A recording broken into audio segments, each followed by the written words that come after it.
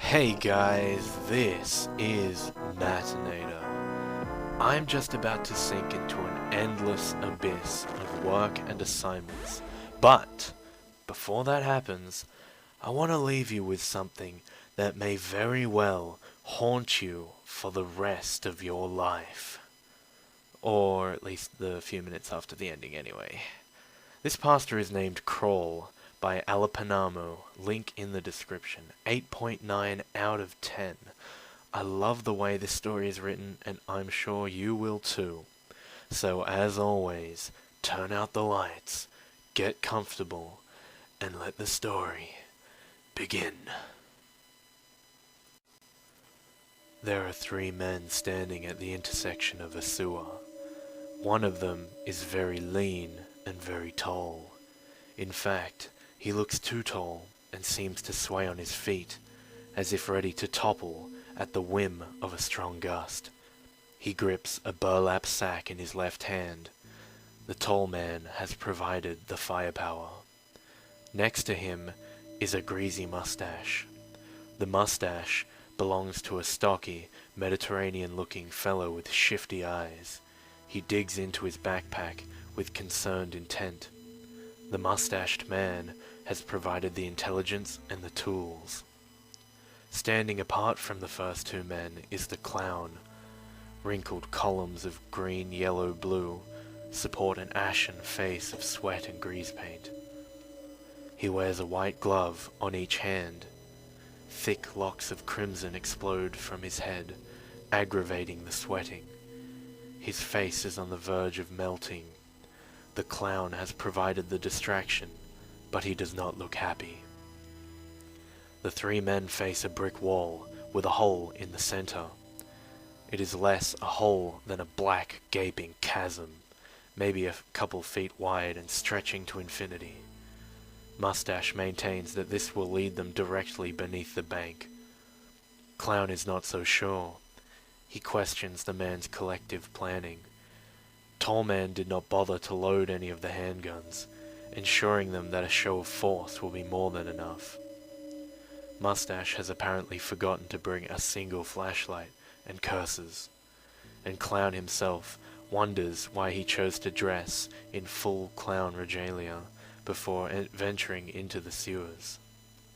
The sewers are filthy, as sewers ought to be. A noxious gas of human excrement floods each nostril with every breath. Laid above this stench is something more, something sickly sweet, barely noticeable, but there. Pale green light bounces from the drainage channels as rats and other scurrying things patter along the rim. Clown stumbles on the walkway in comically oversized shoes. Tall man avoids the sight of Clown. He harbors a lifelong distrust of clowns, a distrust so deep it ventures into the realm of irrational fear. To make things worse, this particular clown's breath smells like sour milk. It's nauseating, so he keeps his distance. From the corner of his eye, he thinks he sees Clown glaring at him. Glaring or smiling? Tall man can't be sure in this dreary dungeon. He, too, doubts the wisdom of Mustache's plan. Mustache defends the strategy. There were bound to be setbacks, he says, but the hole in the wall still offers the best chance for a clean escape. They will have to enter one by one and crawl on hands and knees to see the other side. Once inside the tunnel, turning around will likely be impossible. Tall man asks how long it goes. Mustache answers that it should be long, but not too long. Tall man asks how they're supposed to see anything in the tunnel with no flashlights. Mustache answers that they don't need to see anything, they just need to crawl. All the same, he does have a book of matches which he offers to Tall man. Tall man interprets this as his cue to go first. Something about the tunnel bothers him, but he would rather get on with it than suffer the continual glares or smirks of Clown. He accepts the matches and faces the hole. A soft breeze and low howl whisper from the opening. Behind him, Clown stares while Moustache runs some fingers through his oily hair. Tall Man teeters for a moment, turns around, and retrieves 3 9mm pistols from the sack in his hand. "Easier if you take these now," he says. All 3 men tuck the weapons into their waistbands. Not weapons, Clown reminds himself. Merely a show of force. Tall Man turns back around. The bricks in the wall are the color of money. The water flowing through the channels is the color of money. Even the stripes in Clown's suit are money-colored. Tall Man sees money everywhere, except in that black hole yawning before him. That is the only way to the actual money. Lots and lots of it. The kind you can touch and smell and trade for things that make you happy. Money is the prime motivator for Tall Man. For all of them. It is worth crawling through a slimy, stinking hole for, he must tell himself. Still, he hesitates. The black circle is so sharply defined, it seems to hover in front of the wall, detached from its surroundings. Tall Man stoops, and stoops, and stoops some more. He stoops down until the black circle frames his face. He raises a wiry leg until the knee can rest on the lip of the hole. With a push from the other leg, he slowly enters. Funny, when the whole of his lofty body finally wriggles its way inside, the gentle breeze dies.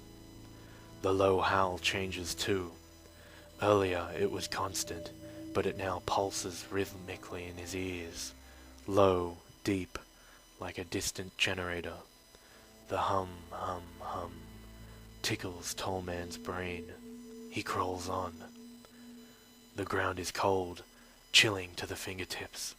His knees scrape along the smooth surface. His blind hands grope their way over cement and puddles and slime and gloom.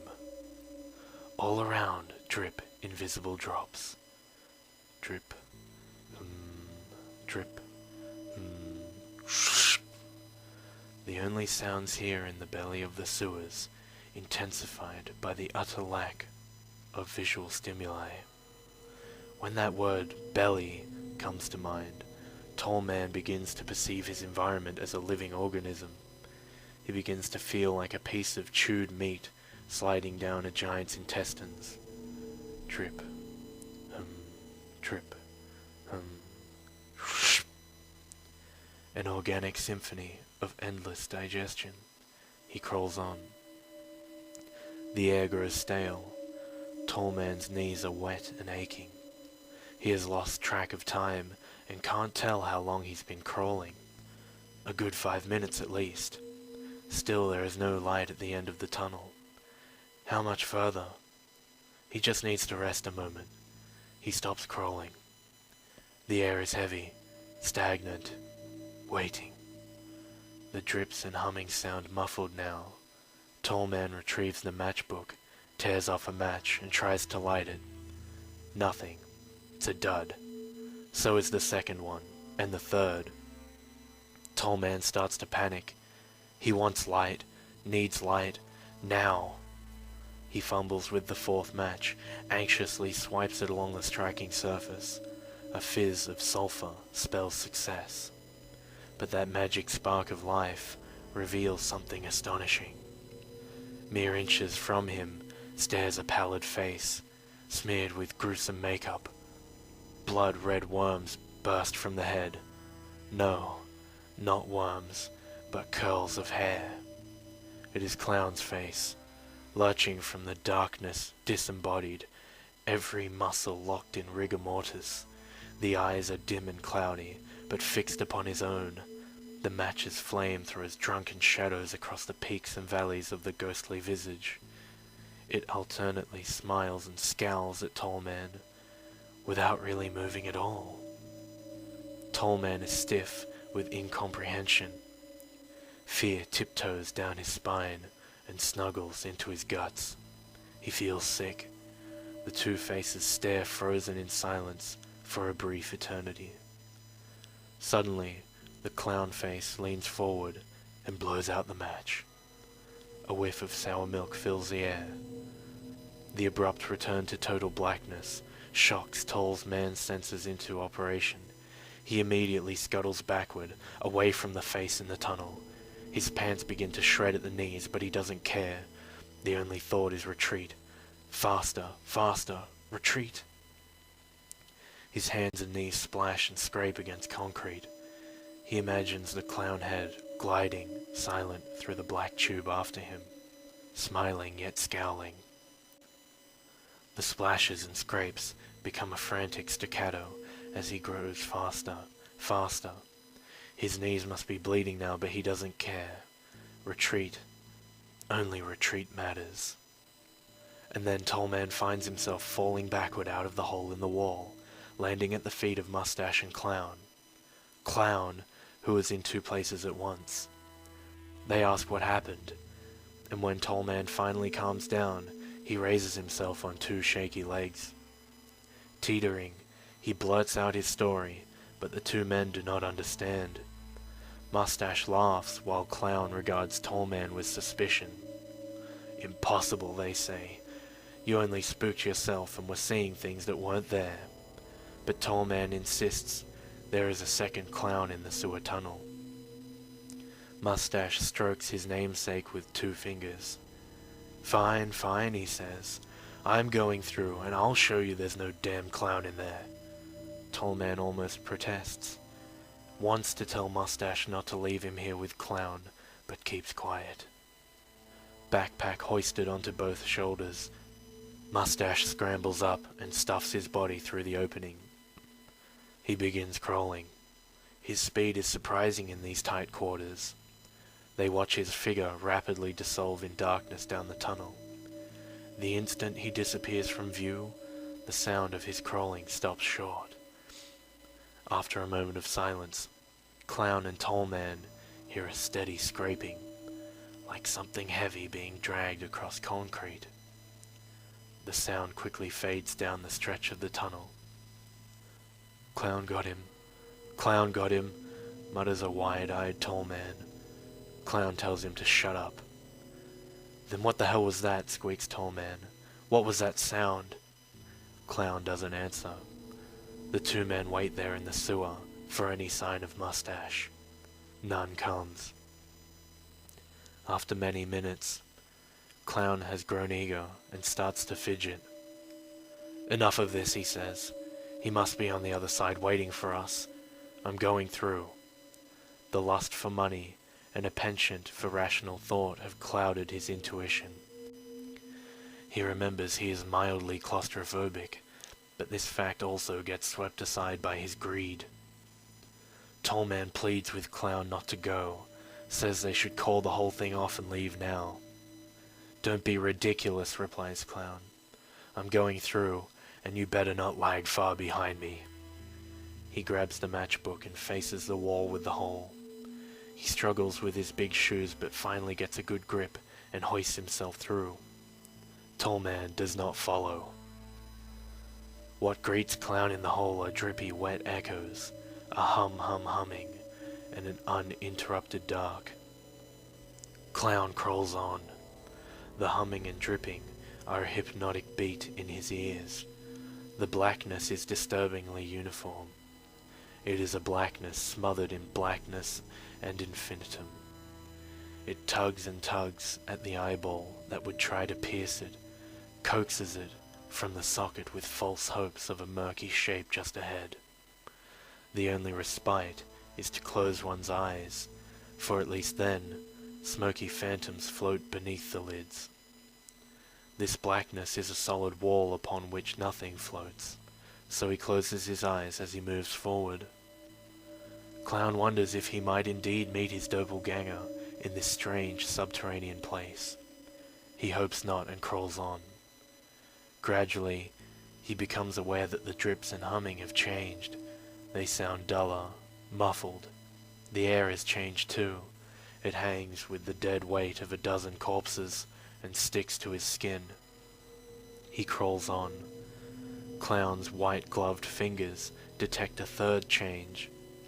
The ground no longer feels like solid concrete. It is softer, putty-like, His fingertips seem to sink in ever so slightly. When he thinks he hears a faraway scraping sound, Clown's eyes snap back open. They throb in their sockets with anticipation, starving for some speck of light to materialize in the distance. But it never comes. As his bloodshot eyes go hungry, his mind wanders. He thinks of hordes of rats carrying a lifeless, mustached body down the tube before him. He thinks of 1,000 little teeth gnashing into greasy flesh. He thinks of soiled clown suits clogging sewer drains. He thinks he needs to stop thinking and start crawling, but he can't. He advances no more than 2 feet before hitting an obstruction. It feels like a wall. He fishes the matchbook from a striped pocket and tears off a stick.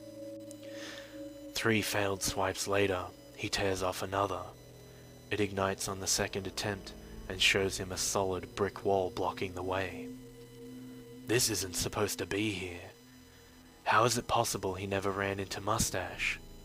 The sight of the bricks is unnerving. Clown bangs his fist against them, tries to wriggle one loose. They do not budge. They stand there in the orange glow, quietly mocking his proud logic, daring an explanation. Clown has no explanation. The match is almost spent, so he drops it and moves backward. It is the only thing he can do. Progress is slow and awkward. The ground is more malleable than he remembers. It feels like his knees are leaving small impressions behind. He crawls as the tunnel drips and hums at him. When his feet touch another wall, Clown gasps. He draws another match, lights it, twists his head around to look. What he sees isn't a blocked path, but an intersection. 2 new passages branch off to the left and right, where before there was only one straight tunnel. It makes no sense. Then comes incoherence, anger, most of all indecision. Clown must choose a path, but which one? Which one? The right. It's as good as the left. The match dies as he scoots back to face the new chasm, then crawls ahead. The dripping, the humming, the putty floor, the breathing. The breathing? Yes. Clown swears the tunnel is breathing now. He can feel the gentle inhalation, exhalation all around him. Somewhere far off, the scraping sound comes again. He crawls and hits his head against another wall. Another match, another intersection revealed. This one looks smaller. He squeezes his way into another right turn. The breathing changes now, longer and slower. And there's the scraping again, a little closer this time. He crawls. His body sinks into the gummy floor. A few paces forward, and another intersection, another match, another right turn. A few paces more and another. The junctions keep coming, and soon Clown runs out of matches. He always chooses to go right, but it keeps getting smaller. At one intersection, Clown turns around to retrace his path. The maze does not care. It continues to breathe and compress. As Clown crawls blind through the network of tubes, the roof begins to scratch his back. It matches every movement with a downward push, regardless of his direction. Incoherence, anger, most of all, claustrophobia. Before long, Clown finds himself sliding on his belly.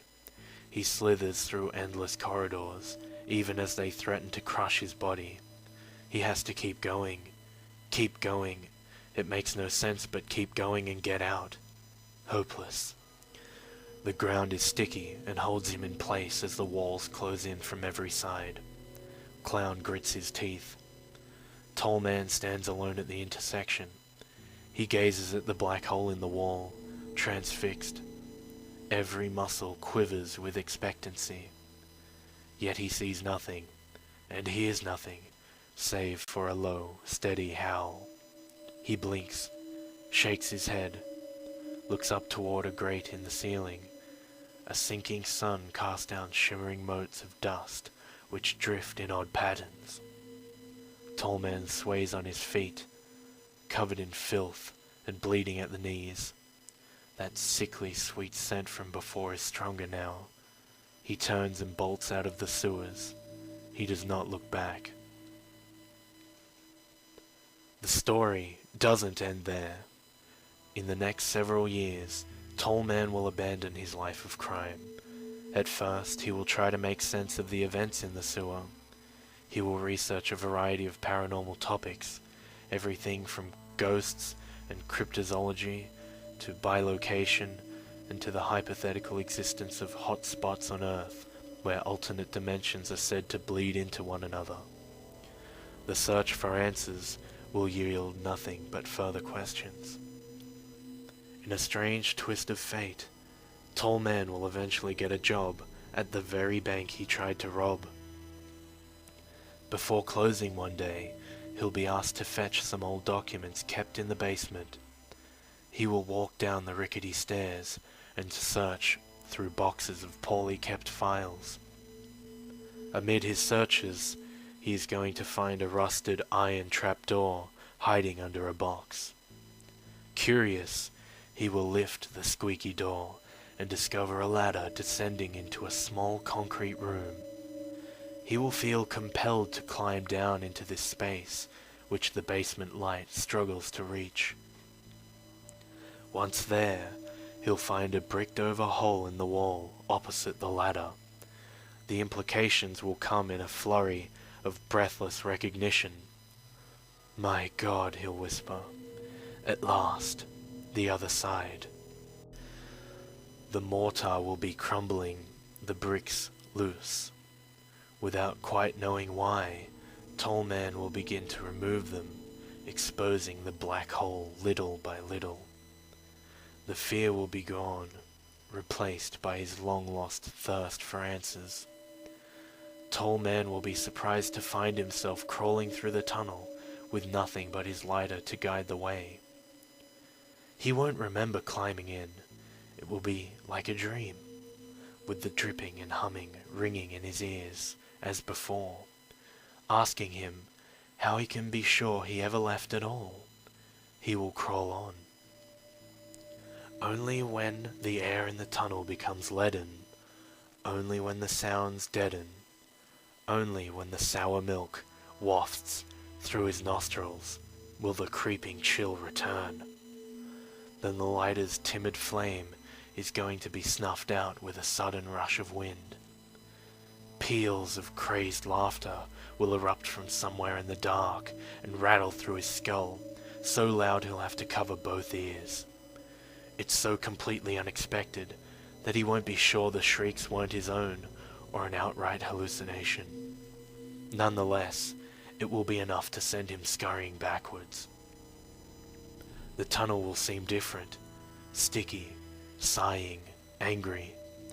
Tall Man will feel it contracting around him as he moves in reverse. Faster, faster, as before, as in a dream. Looking behind, he will finally see the dim light of the aperture. It will be closing. At this point, Tall Man's memory will muddle. He'll vaguely recall his escape from the writhing hole. It will feel more like being disgorged than anything. A regurgitated piece of meat, he'll think. Tall Man will run to the ladder, turn around for one last look, and see something that will haunt him for the rest of his life. Witnesses will later tell him that he ran from the bank, screaming a blood-curdling scream unlike anything they'd ever heard. He won't remember that part. He'll pray that what he saw was the product of temporary insanity. He'll try to forget the whole thing ever happened, but every time he closes his eyes, every time he dreams, the same image will come to him with terrible clarity. The hole in the wall, sunken to the size of a quarter, from which a single white-gloved finger pokes, squirms, points, and beckons.